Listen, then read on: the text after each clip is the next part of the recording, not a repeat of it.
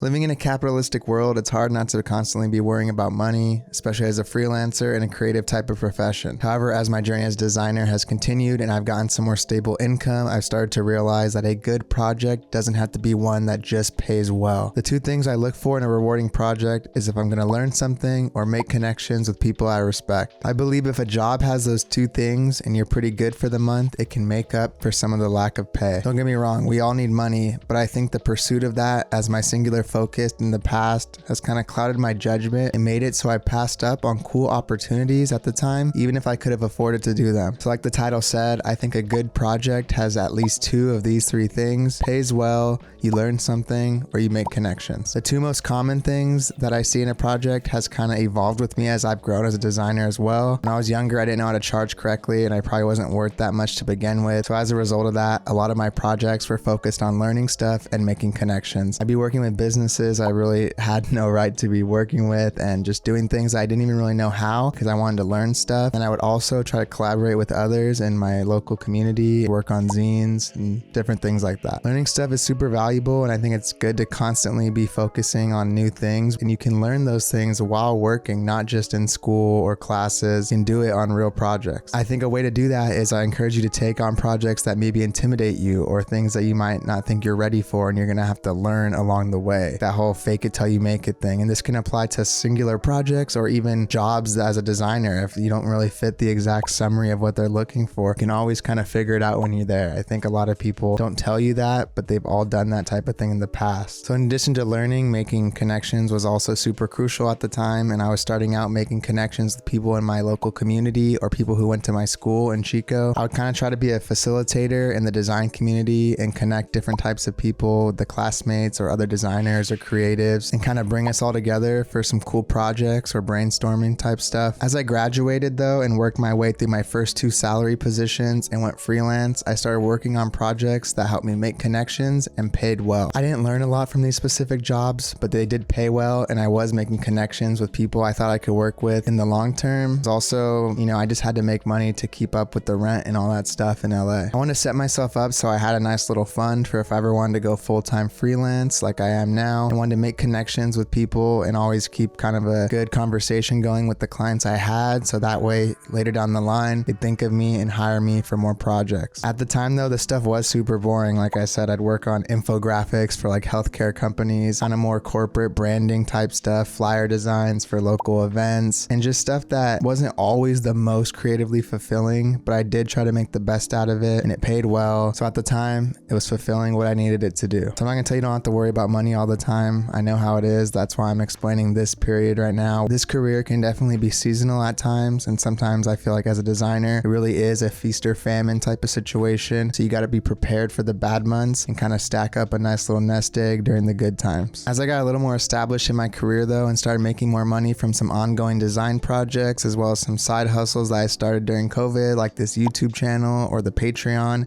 it freed me up to kind of go back to the two of three that I really enjoyed during college. And I was making good connections and learning something. It's kind of different in this phase of my life because I'm not learning the base stuff. I really want to learn more advanced stuff and kind of refine the things that I already really like. And I don't want to make as much connections now with just clients or projects like people that are going to hire me, but I like making connections now with people that I'm more collaborating with and other creatives, and that has been kind of the most rewarding of the combinations. And you might be thinking, what about the other two of three, like learning something and making good money? But a lot of my projects haven't been in that specific combination, and it's not always just two of these three things. There's infinite variables, but that's why I'm just touching on these ones. So like when the stress of money has been taken out of the equation and you're kind of set for that month, it allows the creativity to fully flow and you can kind of work on stuff without the pressure of capitalism always creeping over your shoulder. That is the, I think, most rewarding type of work and stuff I'm really trying to focus on. This type of situation that I set myself up for at times allows me to take on projects that I'm a little bit intimidated by, but I know will force me to learn new skills that will be really valuable in the long run, as well as work on some fun stuff with people that I look up to, respect, or just overall I think make really cool stuff. It also frees you up to work on people that have like a smaller budget. It sucks always having to turn down people who,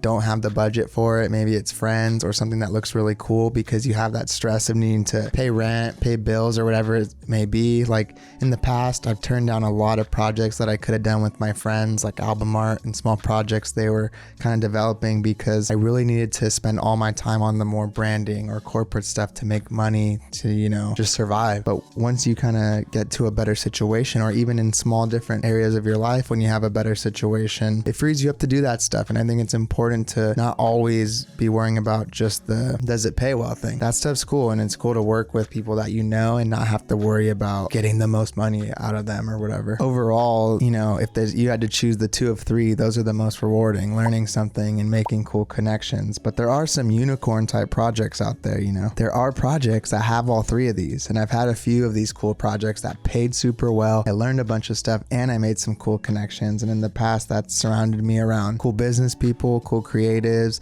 learned some stuff about, you know, Illustrator or Photoshop, and it paid me for like more than my rent the whole month. That's awesome, but they seem a little bit more rare. But I've also noticed as I get more established, the three seem to kind of line up and, you know, a perfect triangle more and more often, which is pretty awesome. If you do run into these relationships though in any world, people that pay you well, let you be really creative and help you kind of make a connection with either them, the client, or other creatives throughout the project. Hold on to those business relationships. Try not to burn any bridges. Be super nice to them. Always be, you know, just respectful in the emails and whatnot. Like simple things like that go a long way, because you always want them overall like kind of satisfied with the experience of working with you. That way in the future, they're not hesitant to hit you up because you caused some drama or whatever. They're just ready to go and they want to work with you again. As you evolve and continue to grow as a designer or a creative in any type of field like this, try to remember why you started and what your goals are. And if you want to help me with one of my goals, hit that subscribe button real quick, because we're trying to hit 20K by the end of the year. So when that next email inquiry rolls into that inbox, think about it and remember that a good job has at least two of these three things. You'll learn something new,